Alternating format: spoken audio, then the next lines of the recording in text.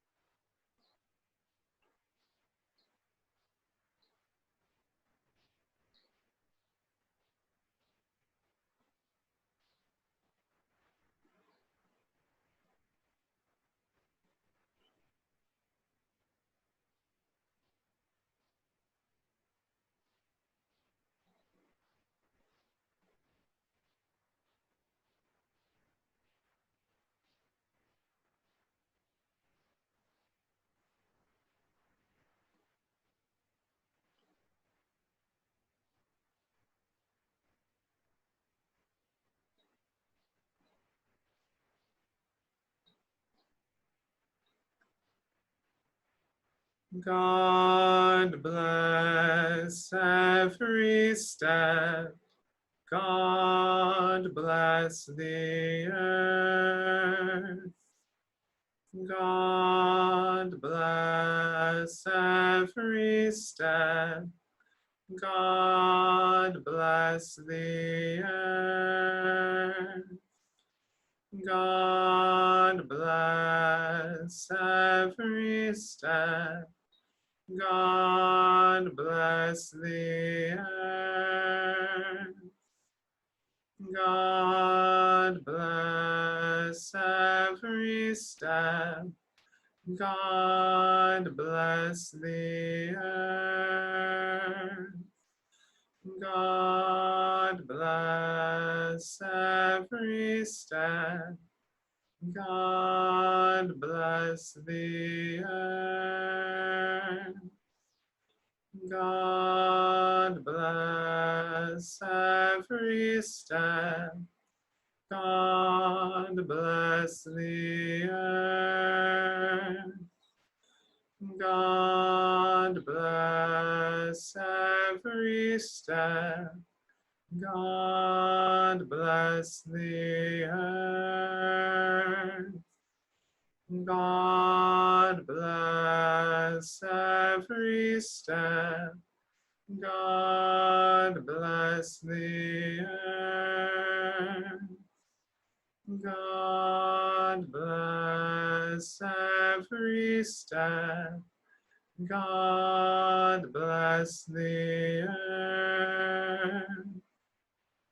God bless every step.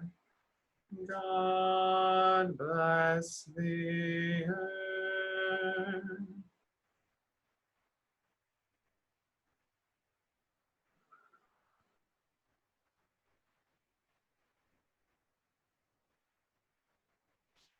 May our every step be a blessing on the earth for us and for all the world's people. Amen. So our talk today, I'm calling The Illiteracy of Power. We're going to talk about incarnation, about bodies, and about healing, all in relationship to craft and the process of making things. I start by talking about incarnation, which is kind of why the chant was about the earth and walking on the earth, and we'll talk about the earth too as well. But you know, incarnation is sort of a big deal in Christian spirituality. The very focus of our experience of God in the Christian tradition is a God who took on human form. And I often think we make too much of the human piece of that. We worship a God who took on form and continues to take on form, and who brings about the healing of the entire creation through incarnate form, by taking on form. So that creation and redemption are really two sides of the same loving action of God, pouring God's self out into the world. Cynthia Bourgeault, in her book, Centering Prayer and Inner Awakening, which is not actually on the bibliography that's on the website, but she talks about kind of the creation of all things, and she draws on Karl Rahner and his phrase that at the creation, God became the prodigal who squanders himself. And so we often hear in Christian theology about God creating the world out of nothing. But really, there's this sense in a lot of more contemporary Christian theology that God created the world and continues to create the world out of God's self, so that everything in the world is a piece of God, which means you're a piece of God and I'm a piece of God, and the trees and the water and the air and so on and so forth. And these, so in the action of creation, God pours God's self out. And then in the action of incarnation into Jesus and of Jesus's death on the cross and redemption, there's also the action of God pouring God's self out. So that creation and redemption or healing are two sides of the same action, two different faces of God pouring God's self out, and not in some ethereal sense, but in matter, in form, and that is really the heart of the Christian experience of God and of the world. And of course, we see this in one of the most central rituals in Christian life as well, in the Eucharist, where we take bread and we take wine, which are the fruits of the earth, and through our prayer together and the action of the priest, the bread and the wine become the body and blood of God. And we then take that into ourselves, and we're healed and made one through that action. So you might say that bodies are very important in Christian spirituality. And I would say, of course, there's a lot of body-hating spirituality that calls itself Christian. From my point of view, and I would argue from the contemplative Christian point of view, that is not an authentic expression of Christian spirituality. That an authentic expression of Christian spirituality always values, honors, and takes into account the holiness of the body. And of course, we heard about that yesterday, and that quotation I read from Vigen Guroian, the Orthodox theologian, about through our bodies, God seeks to heal and redeem what sin has put into disharmony. So it's through the physical that God heals the creation. Now, science supports a lot of these observations. So, for instance, a lot of physicians who work on trauma are starting to find that trauma, experiences of trauma, whether they're individual, something that's happened to me, or they're communal, something that's happened to the community that I belong to, or they are generational, something that happened to my grandmother or my grandfather or my great-grandmother or great-grandfather.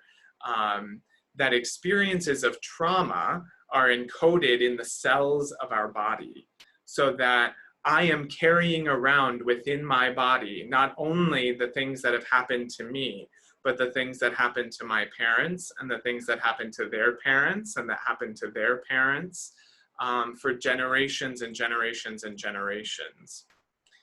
And if we connect that also to the sense of all of creation being knit together into one ecosystem.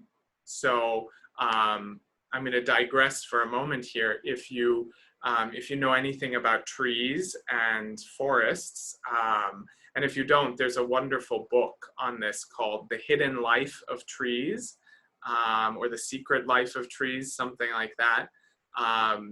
But a forest is actually considered what scientists call a superorganism, which means that it doesn't make sense to speak of one single tree, but rather you have to speak of a forest, that forests are one organism with many parts in the trees.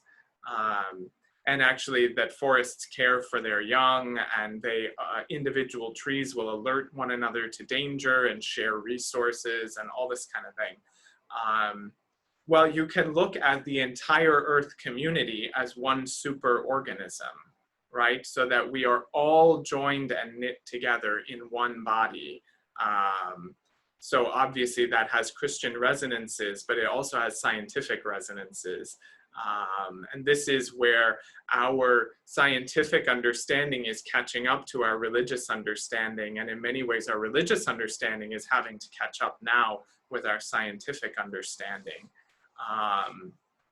And we're able to see that what we thought were myths, in the sense of stories we told that might not be factually grounded, actually may be better ways of talking about reality than what our rational focus has come up with in the last 200 years.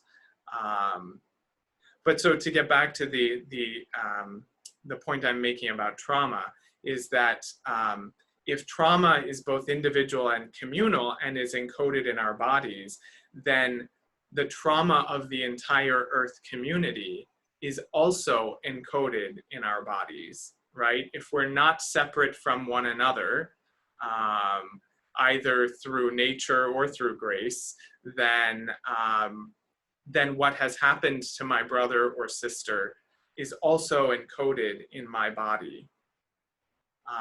And I think, you know, particularly with the recent killings of George Floyd and Breonna Taylor, you know, we are seeing, having to look anew at the traumas of slavery and racism and white supremacy in our country. I say look anew, I mean, that's obviously, you know, already gives you a certain idea of my perspective coming in as a white person here, that there are people who have been looking at and talking about and seeing these realities for a very long time. So if those of us who are looking at them anew, that already says something, of course. But what we're having to look at here is that the traumas of slavery and racism and white supremacy are traumas that have been carried in our bodies, our communal bodies, and in a particular way, in the bodies of our Black and Brown brothers and sisters for generations. And so we shouldn't be surprised that this hasn't gone away. Trauma doesn't go away by wishing that it would go away, or by ignoring it or saying, well, that didn't happen to me, so I don't need to deal with it. Because at a scientific level, you know, in an anatomical level, I carry around this trauma, we all do, in the cells of our bodies. Also along these lines, I find it fascinating to have learned recently that when your mother was within her mother's womb as a baby, she already had within her all the eggs that she would ever carry in her body. So at least in part, the person that you are now was already present within your grandmother's womb. I find that astonishing. And I think it also underlines that whatever your grandmother experienced was already passed down before your mother was even born, and passed down to you. And if you're a woman and you have children, you know, was passed down yet again when you were pregnant. You know, we're really much more intimately, deeply connected to one another, even at the genetic and the cellular level, than we have had any idea of until recently. So what does all this have to do with craft? Well, craft is a way of healing that is very deeply physical and embodied, right? So if trauma is embodied, then healing also has to be embodied. Healing can't be something I just do up here, because the hurt is not up here. The hurt is in the full body, the full person.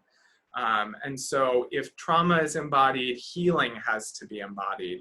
And that's why I think that the incarnation is so central to Christian spirituality, is that it draws, the incarnation draws on this understanding that we are in dis-ease in this world, in our lives individually and collectively, and that that dis-ease is embodied and the healing needs to be as well.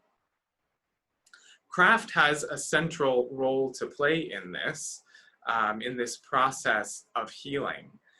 But first, it's important to acknowledge the dis-ease. That's always the first step of healing. So Alexander Langlands, in his book Creft, C-R-A-E-F-T, which is in your bibliography, and I mentioned yesterday, and I think maybe it was Mary who held up the copy of it to the screen.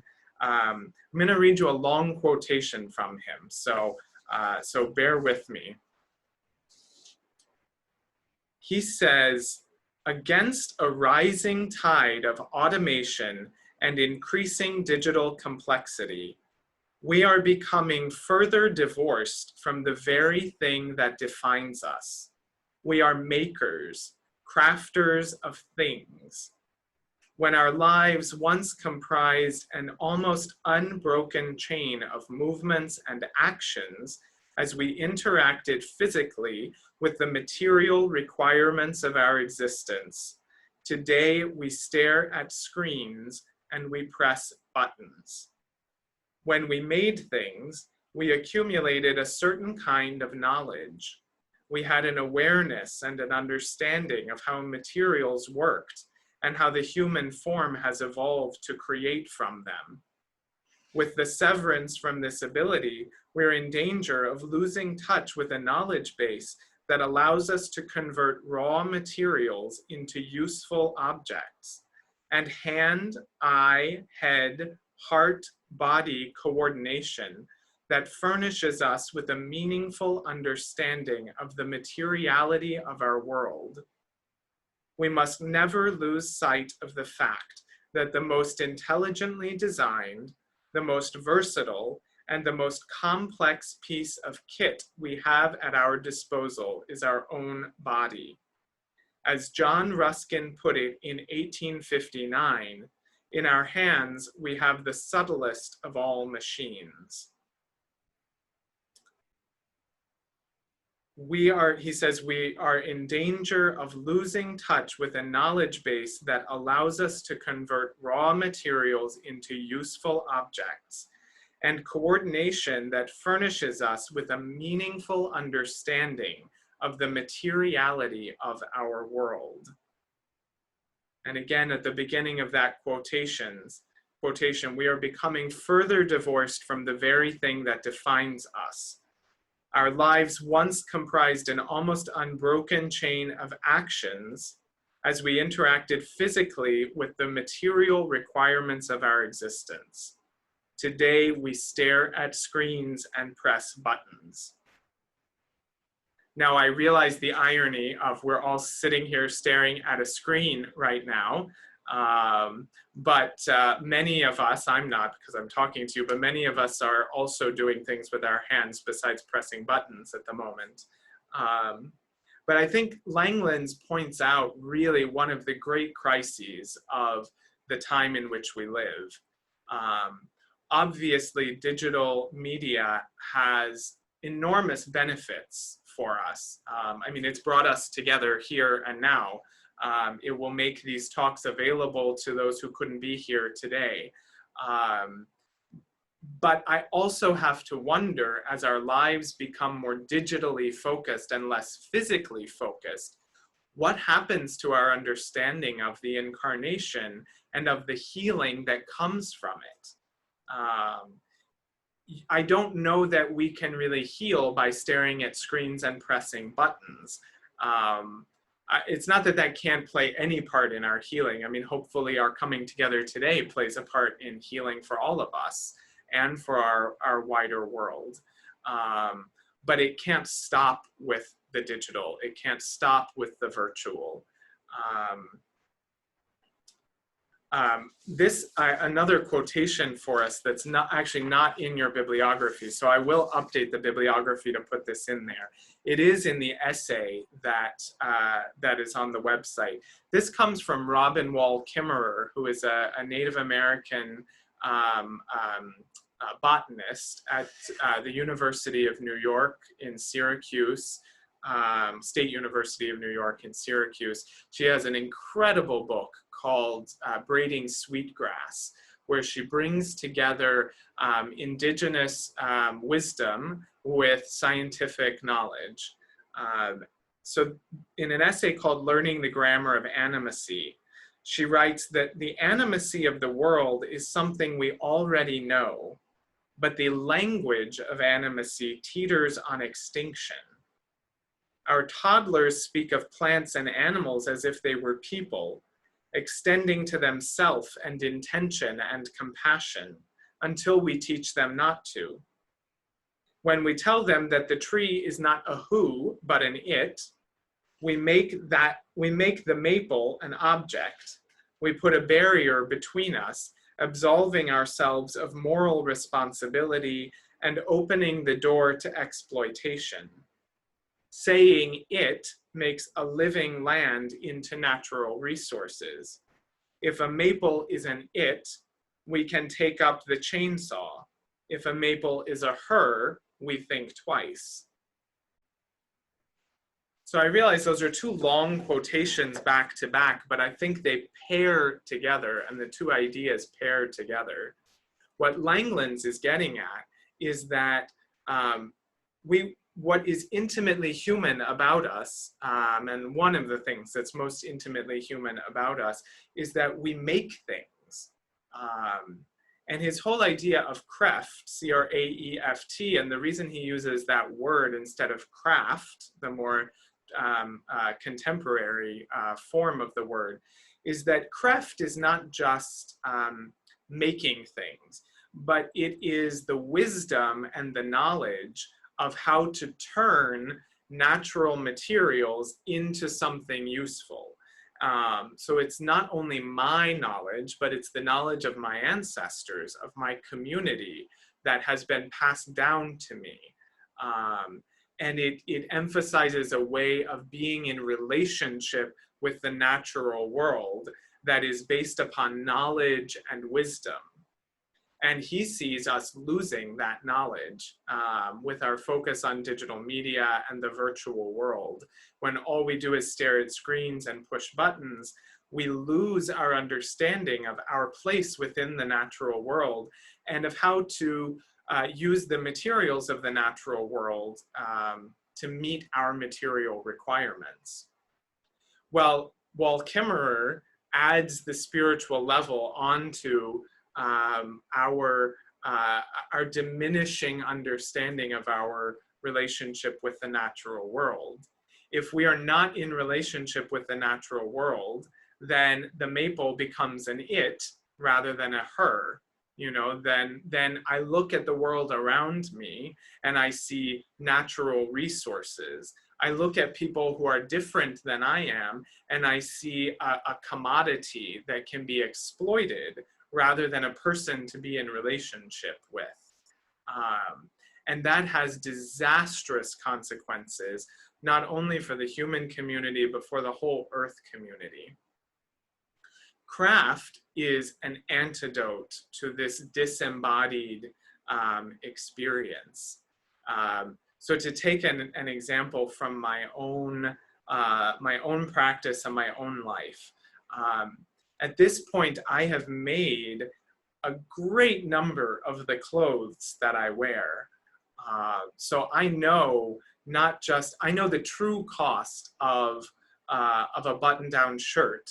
I know the cost of the fabric. I know the time that has gone into it.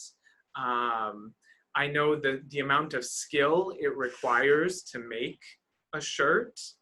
And so I have a lot more reverence for the clothing that goes onto my body and for the people who have made it and for the earth that has provided the resources for it than I did before I was making my own clothes.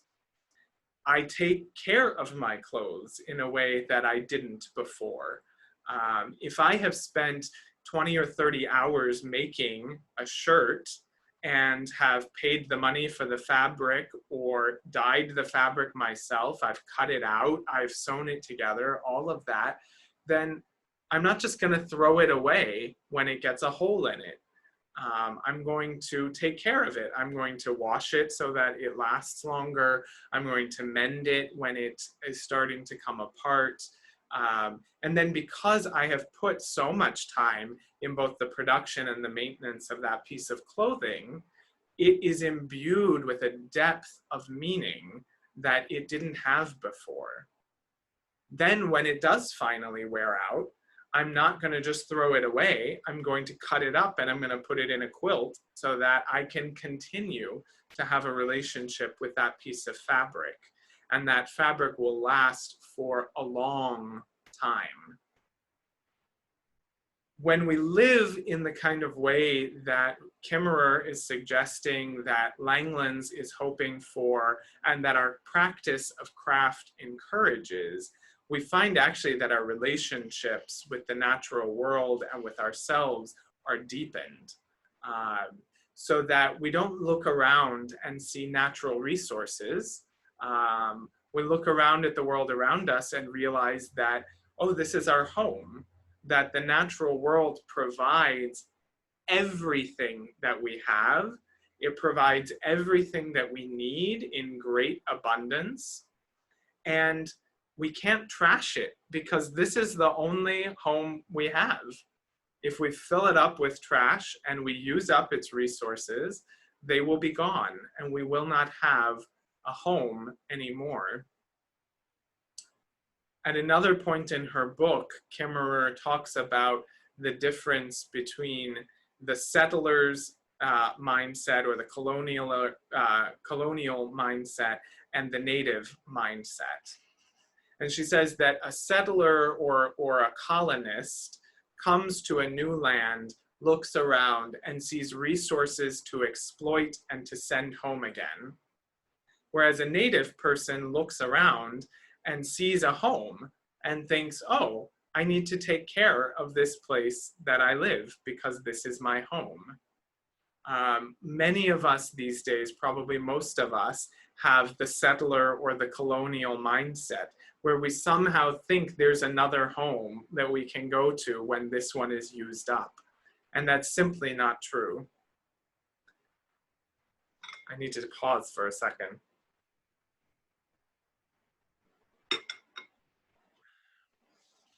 So our practices of making things, these are antidotes to the colonial mindset, to the loss of this knowledge base, to the decentering of our bodies in the spiritual world. Craft is an inherently physical practice. There is no way to get away from it. You can make a digital sweater, but it's not going to keep you warm, right? I can design a quilt on the computer and it may look absolutely beautiful, but it's not going to fit on my bed. You know, I mean, as soon as I share these examples, the absurdity of digital craft becomes apparent. And I'm not denigrating art that is done digitally. That's something separate, and there's certainly a place for that. But the making of things can't be done digitally. Chairs, tables, yarn, all of it is physical stuff. And it reinforces, when we make those things, it reinforces the physicality that we all live with. And I think simply to be engaged in physical work in that way is itself deeply healing. I know that it has been for me. I grew up in a city in an apartment, and it wasn't until I moved here to the monastery that I really had my hands in the dirt. And I just had this sense intuitively when I got here that being in the garden would be a healing experience for me. And it has been in ways that I could never have imagined and can't quite fully articulate, except to say that I come into harmony with myself when I have my hands in the dirt. When I'm sweating and I'm hot and sticky and my lower back is starting to hurt from bending down and pulling weeds. And yet, there's something about that experience that reminds me I'm alive. I'm reminded of a yoga teacher that I had when I was in college who would hold us. I mean, and this was a huge class. There were like 100 people in this room in the college gym. And she'd have us in these poses for 5 minutes, I think, telling these long stories. And we'd just be, it'd be excruciating. We would think, when are we going to be done with this pose? And just in the middle of this long story, she would say, grateful to be alive. And I think about that all the time, that phrase, when I'm in a really uncomfortable moment. I can breathe in sometimes and just say, wow, I'm grateful to be alive right now. It's not always about things feeling good or looking good at the end. The process of making itself, as Maggie was saying yesterday, is a formation process. And at the end of it, we can oftentimes look back and realize, like, oh, all of these pieces were falling into place and I didn't even know it. The physicality of making is itself deeply healing. And I think more so for those of us today who are so disconnected in many other ways from our bodies. I think that's one of the big reasons that handicrafts are having a renaissance right now.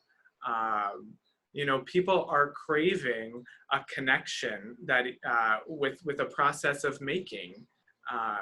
And I know there's kind of a lost generation. I think of my grandmother's generation, and women kind of a little younger than her, and it was mostly women, of course, who were doing these handicrafts, when they no longer had to cook in the way that they did, because of societal pressure and expectations and the demands of providing for their families. They didn't have to spend as much time cooking, or they didn't have to make their own clothes because they could go out and buy clothes in the store more readily and easily.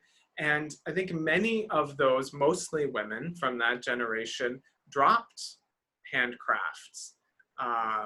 And now people of my generation are picking them up again.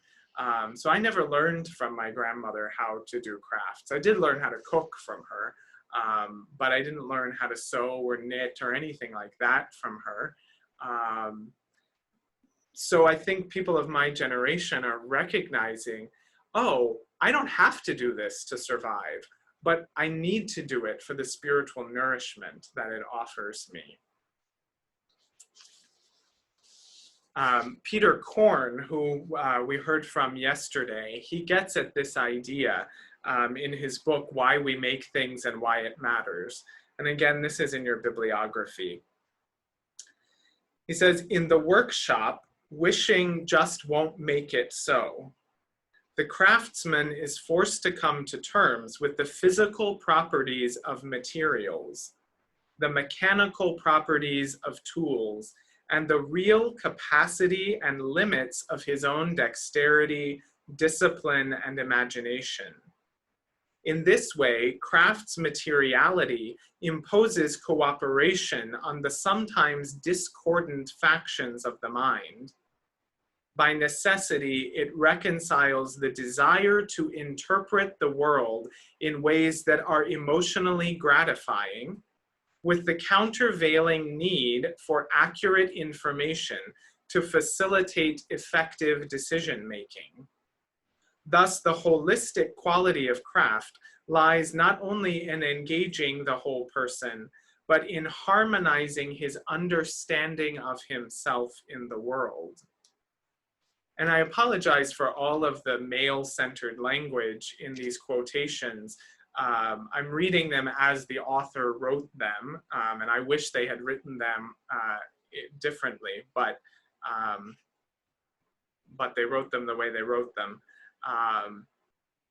But the point that Korn is making here, I mean, there are a couple of really important points to take from what he's saying. First of all, through the physical process, we makers are forced to come face to face with reality, right? When you're making something, you can't wish the problems away, right? They won't just go away because you want them to be gone. So in that way, our crafting brings us face to face with real life, with the way it really is in the world, you know? I can't, by wishing, make there be more money in the bank, you know? Just in the same way that I can't, by wishing, have the row that I've just spent 3 hours working on in this Fair Isle pullover, and I've realized that everything's, you know, one stitch off. I can't, you know, I can't wish that away. Now, I can leave the mistake if I want to, but I can't make it not be there just because I wish that it were. And for those of us, and we all do this to a certain extent, who live in the fantasy world a lot of the time, our craft brings us right back to the physical. And that may not sound like a healing experience, but it really is, because God is here now in the present, right? God doesn't exist in a fantasy future or a fantasy past. God exists right here and now only. The kingdom of God is here. The kingdom of God is now. The kingdom of God is within you. And I often think when we're talking about eternity and eternal life within Christian spirituality, all that means is that eternity is the forever present. So right now, you and I are in eternity. We're already there. There's no future eternity to get to. There's no life that isn't already fully present right here and now. We just have to become aware of it. And craft can help us do that by bringing us face to face with the limitations of reality. And oddly enough, limitation is a spiritual tool. And it's a really important spiritual tool, and it's a part of our crafting as well. It's really limitation that also brings us face to face with humility, one of the great precursors to union with God, or to more conscious union with God, because of course we're already in union with God. So the real capacities and limits of his own dexterity, discipline, and imagination. Craft's materiality imposes cooperation on the sometimes discordant factions of the mind. So he says that the holistic quality of craft, because it engages our minds, our bodies, and our spirits, that it lies not only in engaging the whole person, but in harmonizing the craftsperson's understanding of herself in the world. That through my interaction with the material world, through the process of making things, I actually enter into greater harmony with the material world. You know, you will know by now I like to tell stories. So the great example that I hold on to, one of the great examples I hold on to of this for myself, is this quilt that's behind me.